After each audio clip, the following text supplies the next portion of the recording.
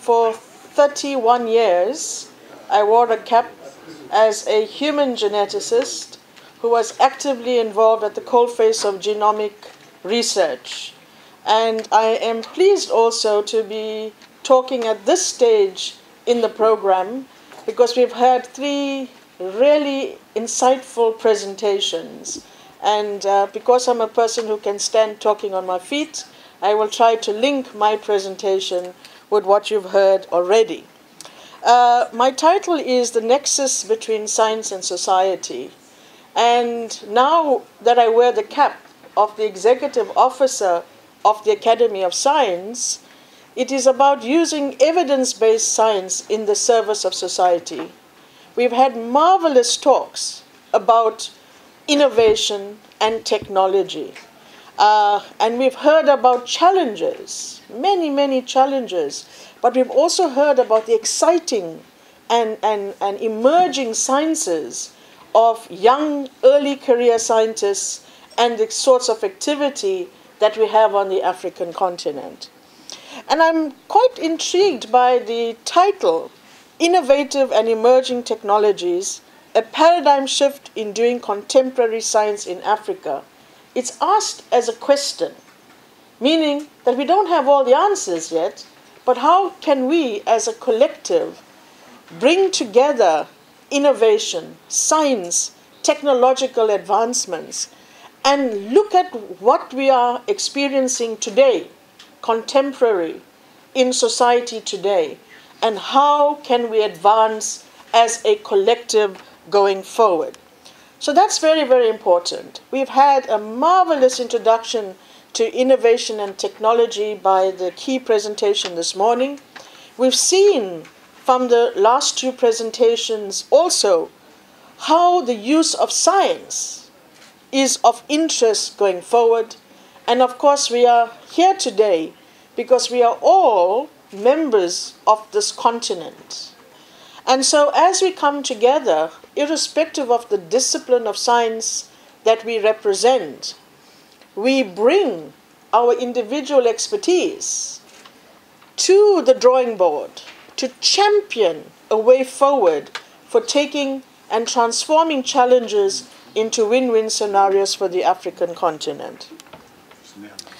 So I would like to very, very briefly speak about the role of academies in ensuring growth and promotion of science on the one hand, but also how we use evidence-based science to serve society.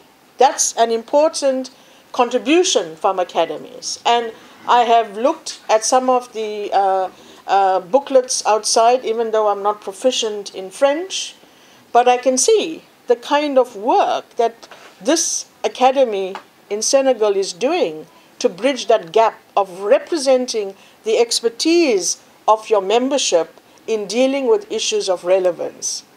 Now, if you will just indulge me a few minutes to just speak about the Academy of Science. We were inaugurated in May of '96, so we're just over 21 years old, and if you know, you get your drinking license and all other licenses at 21.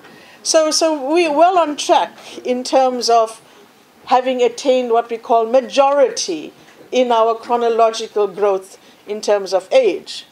We've established as an act of government since 2001, and we currently have a membership of 557 individuals, and basically the assemblage of these members representing multidisciplinary sciences come together to use their expertise to deal with issues of relevance in society. And I also want to stress that science is being used in the broader context of the word. Members are elected, not selected. And of course, every year when we have elections, when I served as the General Secretary, I would get lots of hate mail from people who were not nominated or inducted into the Academy because they thought that we didn't see their relevance. But anyway, it's by election through members, and it's a process. We also wish to distinguish scholars in all fields of inquiry and to generate evidence-based solutions to national and global challenges. colleagues, I want to stress this evidence-based solutions, because very common, you may hear a rumor and you imbibe it and you take it as being truth. And then social media is big now, we tweet it, we talk about it, but we never go back to the origin and ask the question, to what extent is this factual? Now, this is something where we, as academia, have the opportunity of interrogating information and coming with evidence-based solutions firstly, before we formalize recommendations. And at the end of the day, we want to make recommendations to soundbite it to the ears, who are normally government, to introduce policy and to action on this. So that's what we do, and I just want to highlight that all of this work that we do is irrelevant if we do not take our citizens along that journey with us. That's the society I'm talking about. We have a council that consists of 13 members. Our president is Professor Jonathan Jansen, our vice president, Professor Barney Patiani, and another vice president, Professor Brenda Wingfield. We have a general secretary, Professor Sabina Esak, and a treasurer. So that's the executive and the other members. And this summarizes who we are. From the council, we have me now representing the executive officer position and the secretariat, and together with the ASSAF members, we hope that that bigger circle or line around all of this is society. So under my leadership, I'm very committed to showing leadership in how we bring the science to society, not leaving it in the silos. We have cloned the gene for silo technology, meaning everything happens in boxes. If I was in the box of genetics and genomics, I only talk to my people. But starting with genetics, like the work I did on the research on the history of the peoples of Africa, my source was the average man on the street. How do I take this jargon science and make it accessible to the person who I want to be part and parcel of my research? Not only do I want a sample, as a responsible scientist, my responsibility also lies in being able to communicate that science in an accessible way to the person I am addressing. Respect for individuals is fundamental in this. And I also wear another cap on dealing with the ethics of research, and I will talk about that. The other issue which is very, very important is this one. The line that intersects between how much money we have in terms of cost and what value do we bring. What value do we add to society and what value do we add to science? What value do we add to taking science in being our tool to address the challenges on the African continent? So as I talk, I want for us to think about that, because in my opinion, that's the bottom line. If we cannot do the many things we were told about in the last 3 presentations that we ought to be doing with the limited resources that we have, but to bring value to the lives and livelihoods of the people on the continent, then we've missed the boat. It is important for us to realize that. We wish that whatever we do, irrespective of which academy you sit in, that first and foremost you address your national imperatives. You need to be committed to a continental collaborative commitment towards working together. And at the end of the day, if we have these structures in place, then of course we're going to have an international footprint. And irrespective of what we do, the ultimate is science communication. In the health break we had earlier, our president was being interviewed by the media. It was a very good opportunity for him to be able to unpack what is happening in the sessions to the people who carry the key to communicate outside of this room. Science communication, whether it is on climate change, or whether it is on health, or whether it's on gene drives, unless we unpack that information in a way that is relevant to the person I'm considering any member on this African continent, if we can't impress them as to why we need to do this, again, we've lost the boat. So science communication is the fundamental of what we do. We all come at it from different angles. Now, I just want to briefly talk about these two cultures. We have the one box, the natural sciences, and we have the social sciences. And historically, these guys can't play nicely together. The social scientists see natural scientists as being another league of their own. We've just seen Daniel talk about the merging of two big entities into the International Science Council, bringing together natural science and social science. So when I talk about science or the sciences, I want for us to have one voice. It is a collective. If I'm talking about poverty, and most people would think poverty is social science. No, it is science in general. We must not have these boxes in our mind. We need to start thinking scientifically. What is the process? How do I bypass this gossip, this hearsay, this corridor talk? How do I bring factual information in a way that's packaged and made accessible to one and all? That is true science, and that is what we must aspire to. So if we're talking about paradigm shifts, we as the researchers need to be mindful of that. Coming back to my own academy, we have different sorts of activity, and then the science advisory program, we all academies think that we provide government with information for policy. Normally governments have their own methods of working. But we must not stop that fight, because we are the collective of an academia who is already multidisciplinary, and we have processes on way in which we gather information. We argue with each other. We interrogate the information. We use whatever tools are at our disposal to come up with a synthesis of the state of what that science is.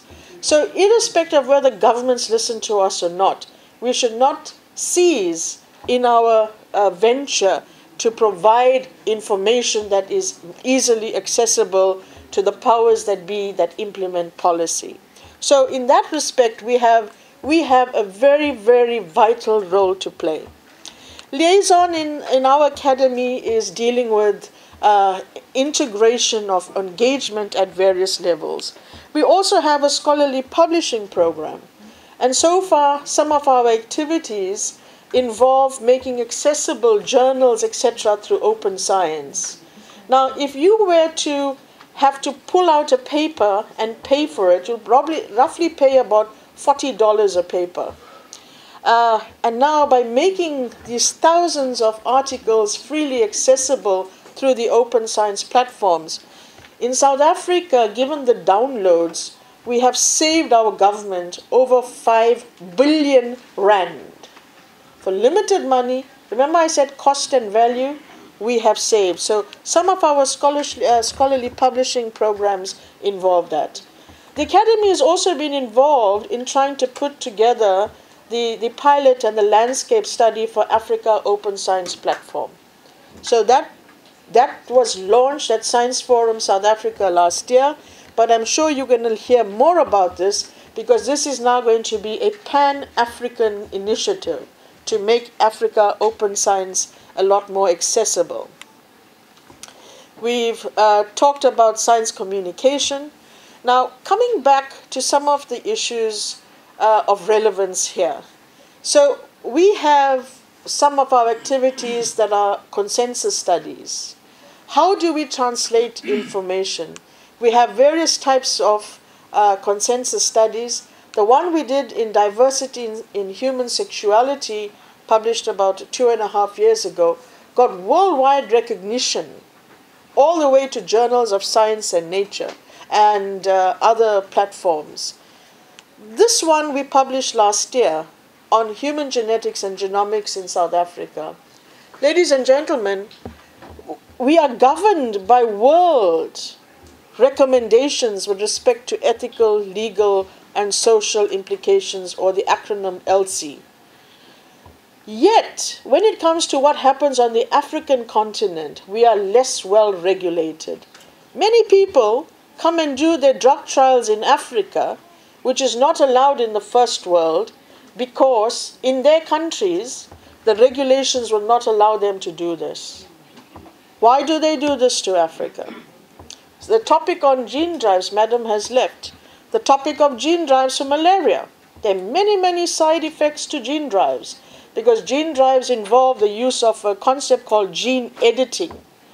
Last year, towards the end of last year, you may have heard that in China, twin children were born by manipulating their HIV status.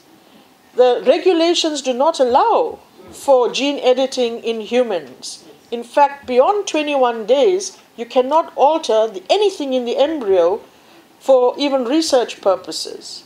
So with regulations in place in China, that still happened. Many of you would have followed it. So similarly with gene drives, as good as the intention of innovation and technology is, we still have to wear the radar of ethical, what's legal, and what is of social, or what has social implications. And I've summarized this. When you talk about the pipeline for research, as a researcher, many of you are researchers, you are based in an institution.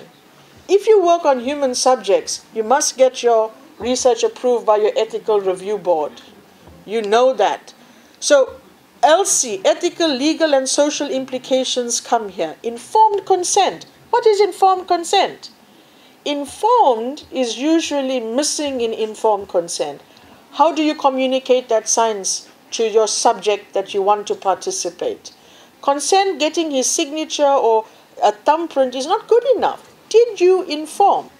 Did you inform about the risks and the challenges and the benefits, etc.?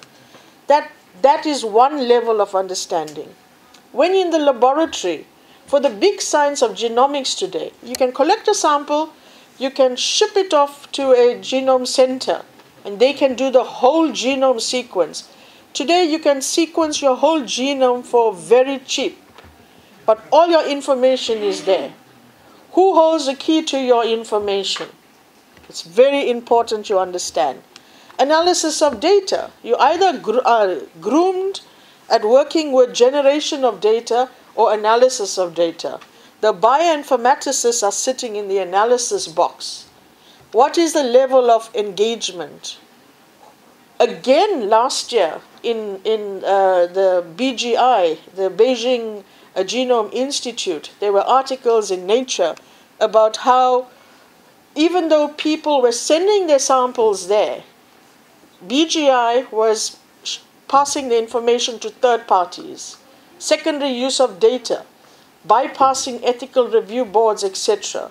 These are realities we are facing. In as much as we want to be technological and innovative in our thinking, we must not sell out the people who give us the opportunities to become famous as researchers. Funders have their own rules.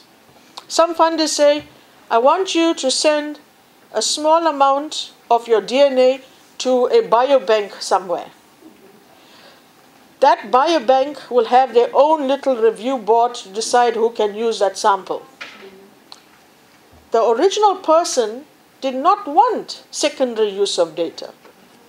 Did you ask for permission? What controls did you have?